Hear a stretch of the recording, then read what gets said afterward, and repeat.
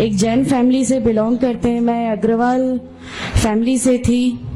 میرا پرانا نام مانسی اگروال تھا, اور میرے ہسبینڈ نے جب اسلام قبول کیا تو میرے لیے میری لائف کا بہت ایک شاکنگ انسیڈنٹ تھا. میں نے فرسٹ ٹائم کسی کو پہلی بار دیکھے, میں نے کسی کو نماز پڑھتے ہوئے دیکھا. میں نے اچانک یہ اکثر کر کے ایک پرٹیکولر ٹائم ہوتا تھا اور یہ گھر سے کہیں چلے جاتے تھے, اور میں ان سے پوچھتی تھی کہ آپ کہاں جاتے ہیں, تو یہ رپلائی کرتے تھے this is none of your business, you have to do your job. تو میں بھی خاموش ہو جاتی تھی. باقی میرے فادر ان لا سے اکثر ان کی ڈیبیٹ اور سب کچھ ہوا کرتا تھا, بٹ مجھے نہیں سمجھ میں آتا تھا کہ یہ ڈیبیٹ کیا ہے, یہ لوگ کس بات پہ اتنا زیادہ, مطلب ان کا ڈیبیٹ اتنا ایگریسو موومنٹس پہ کیسے آ جاتا ہے.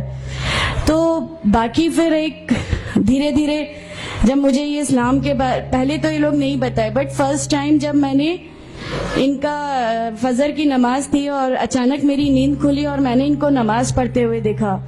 میں نے ان سے پوچھا کہ آپ کیا نماز پڑھ رہے ہیں, کیونکہ صرف ٹیلی ویژن پہ دیکھا تھا کہ ہاں ایسے جو کرتے ہیں وہ نماز کے ایکشنز ہیں. میں نے ان سے پوچھا کہ آپ نماز پڑھ رہے ہیں, انہوں نے کہا کہ ہاں میں نماز پڑھ رہا ہوں. میں نے بالکل دیر نہیں کی میرے فادر ان لا کو بتانے میں. میں روم سے باہر نکل کے اور میں نے سب سے پہلے ان کو بتایا کہ پاپا جی آج ان کو میں نے نماز پڑھتے ہوئے دیکھا. تو انہوں نے مجھ سے کہا کہ ٹھیک ہے خاموش رہو, ابھی کسی سے کہنا نہیں, ہم دیکھیں گے کیا کر سکتے ہیں. اب وہ جو میری لائف کا مومنٹ تھا, وہاں سے میرے کو ایسا لگا کہ یہ کیا ہوا, مطلب یہ کیا کر رہے ہیں, ایسا کیوں کر رہے ہیں, یہ کہیں یہ کسی ایسے ویکتی سے تو نہیں مل گئے جو ان کو ٹیررزم کی طرف لے جا رہا ہے, اور یہ ایسی چیزوں میں تو نہیں انوالو ہو جائیں گے. ایک بہت بڑا ڈر جو میرے اندر تھا وہ, اور on that time I was pregnant, تو میرے کو ایک بہت کھلبلی سی لگی رہتی تھی کہ یہ کیا چل رہا ہے, یہ کیا چل رہا ہے. پھر دھیرے دھیرے کر کے جب میں ان کی بکس وغیرہ جو المیرا میں رکھی رہتی تھیں وہ میں پڑھنے لگی اور ڈھونڈنے لگی. یہ چھپا کے رکھا کرتے تھے, اور مجھے جب بھی کوئی بک ملتی تھی تو پھر میں اس کو پڑھنے لگی.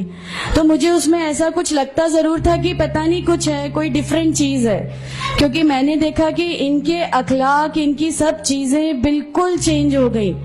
جو یہ پہلے تھے اس سے یہ بالکل الگ ہو گئے. تو مجھے ایسا پرسنلی لگتا تھا کہ اس پلیٹ فارم نے ان کو ایسا کیا دیا جو میرے ہسبینڈ کو بالکل چینج کر کے رکھ دیا. مطلب الحمدللہ یہ اس سمے کوشش کرتے تھے کہ جو نبی کی سنتیں ہیں, جو ہمارے نبی صلی اللہ علیہ وسلم نے کیا, اپنی وائف کی مدد کرنا, اپنی وائف کے ساتھ کس طرح اس کے حقوق کی ادائیگی کرنا, یہ سب کچھ وہاں الحمدللہ کرنے لگے. اور مجھے جو ان کا یہ ڈراسٹیکل چینج تھا, جو ان کو اس پلیٹ فارم پہ آئے ہوئے 6 months یا 1 year ہوا ہوگا, وہ دیکھ کے میرے لیے ایک بہت بڑا میننگ, ایک سرپرائز تھا کہ یہ کیا ہوا. پھر اس کے بعد مجھے لگا کہ نہیں, میں بھی اب اس کو جانتی ہوں, میں بھی اب پڑھوں گی. اور پھر میں اپنے فادر ان لا اور ان کی ڈیبیٹ سننے لگی. تو جینزم میں گاڈ کانسیپٹ ہے ہی نہیں.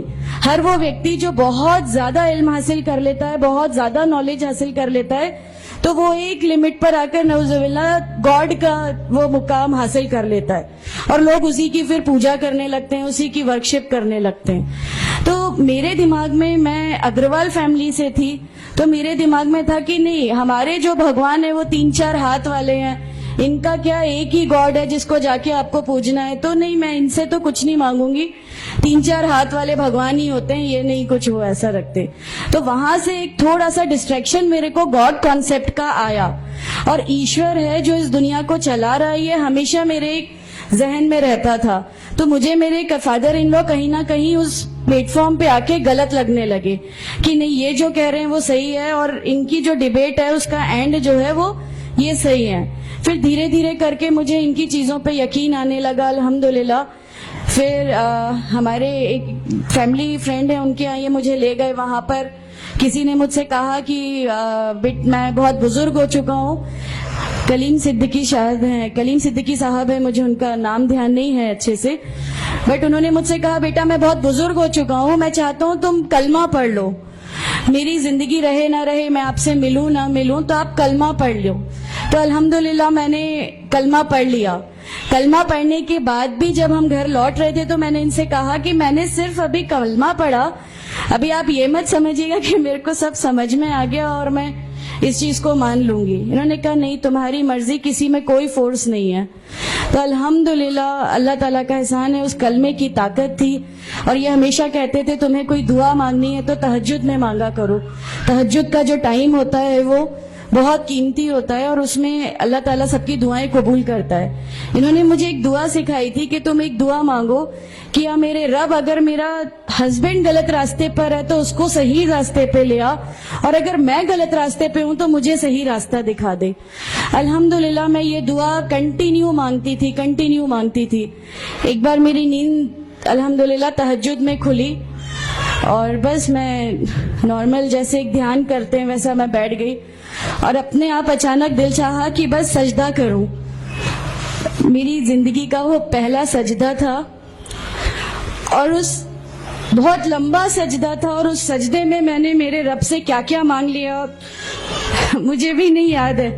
اور اس سمے مجھے ایسا فیل ہو رہا تھا جیسے اللہ تعالیٰ خود مجھ سے بات کر رہا ہے, اللہ میرے سوالوں کا جواب خود دے رہا ہے. الحمدللہ. بس اس کے بعد تو ایسا لگا کہ نہیں, اسلام حق ہے اور اسلام پہ ہی چلنا ہے. اس کے بعد پھر بہت ساری پریشانیاں لائف میں آئیں, سب کچھ آیا, بٹ الحمدللہ اللہ کا احسان ہے کہ اللہ تعالیٰ نے ہر پریشانی, ہر چیز کو ایسے لے لیا کہ ہم لوگوں کو کبھی احساس ہی نہیں ہونے دیا کہ یہ کوئی پریشانی تھی. ایسا لگا کہ اللہ کی پوری راہ میں ہم لوگوں کو ریوارڈ ہی ملنا ہے اس چیز کا, اور اللہ ہمیں اس کا ریوارڈ ہی دیتا چلا جائے گا. الحمدللہ.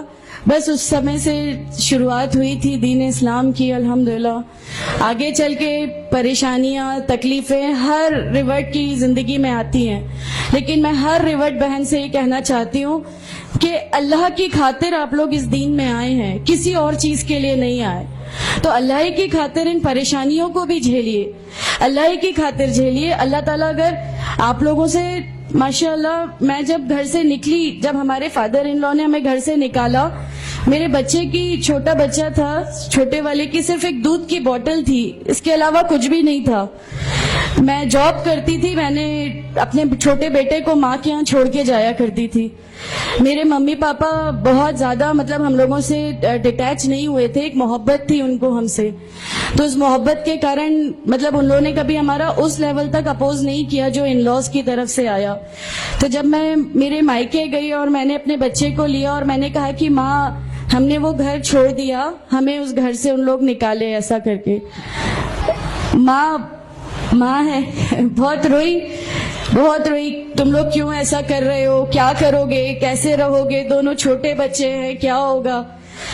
میں نے کہا کہ ماں, آپ صرف ایک ماں ہو نا, وہ مجھے 70 ماؤں کے برابر محبت کرتا ہے. تو جو رب مجھے میری 70 ماؤں کے برابر محبت کرتا ہے, وہ کیسے اس دنیا میں مجھے رسوا کر سکتا ہے.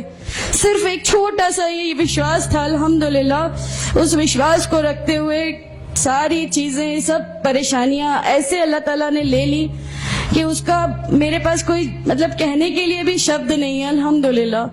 اور میں آپ لوگوں سے سب سے گزارش کرتی ہوں, اور اگر اللہ نے مجھے آپ لوگوں کی ایک ایسی بہن بنا دیا جو آپ کی پریشانیاں, آپ کی ہر اس میں, ہمارا گھر, ہماری سب کچھ الحمدللہ آپ کے لیے ہے, کیونکہ ہم لوگ ٹھان کے بیٹھے ہیں, ہمارا جینا مرنا, ہماری نمازیں, ہمارا سب کچھ صرف اللہ کے لیے ہے, اور یہی لے کے ہم کو جانا ہے. کوئی جواب ہمیں نہیں ملے گی. السلام علیکم ورحمۃ اللہ وبرکاتہ.